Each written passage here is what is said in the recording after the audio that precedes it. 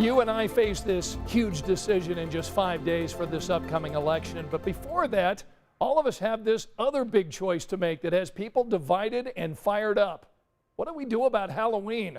You've got these record COVID cases across Indiana and all across the country. Some people say it's just not safe to trick or treat. Others say there's no way they'll skip trick or treating.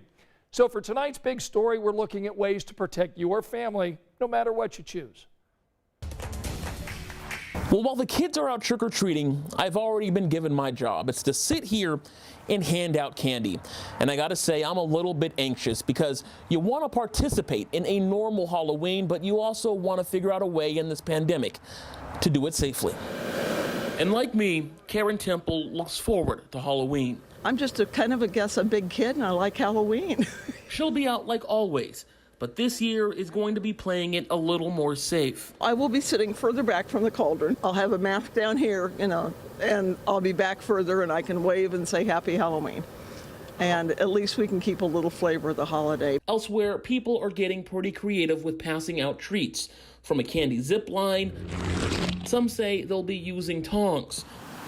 Across from Karen, Sandy Brown wants to try to keep the experience somewhat normal. We're going to wear the mask, and I do have some gloves, and we'll just give the candy to the kids, and but not a whole lot of difference. But both feel that with the right precautions, this can be safe. Kids aren't going to be reaching into the buckets or anything, so I don't think it's too much of a risk. This is serious, but to the extent we can, if people are wearing masks and distancing, we seem to be pretty safe.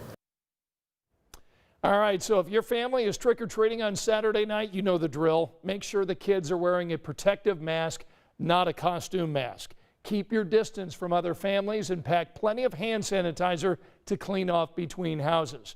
Now, if you're handing out candy on Saturday, do it from a distance to avoid as much close contact with strangers as possible.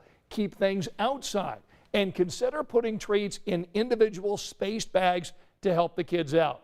And if you're staying away from the whole thing, make sure to turn your porch light off to signal that you don't want any visitors. With kids looking to grab as much candy as they can this weekend, we decided to look into how easily the virus can spread through a candy wrapper. The good news, the CDC says the virus does not travel easily on surfaces like a plastic wrapper. It's about the same as touching your mail or picking up something at the grocery store. That doesn't mean it's impossible, though, so doctors recommend taking a few extra precautions with the kids.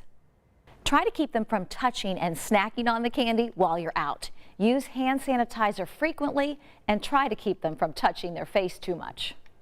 Now, if you really want to kick things up a notch, doctors say you can sanitize all of the candy when you get home to really minimize the risk. Here's something to keep in mind while deciding your Halloween plans. COVID cases here in Indiana are growing drastically. Take a look at the last 10 days. That huge column there on the end, that's the most recent day. We reported more than 3,600 cases in a single day. Now I want to give you a closer look at your community. This is the positivity rate in each county or the number of tests coming back positive. The goal, as we talk about every night, is to be below 5%. But only Morgan County is hitting that. So this means we may not be doing enough testing to catch the spread of COVID quickly. Now, if you're still struggling to find the best fit for your family, we've got some alternative Halloween events and community trick-or-treat times. It's posted right now on WTHR.com. And that wraps up tonight's big story.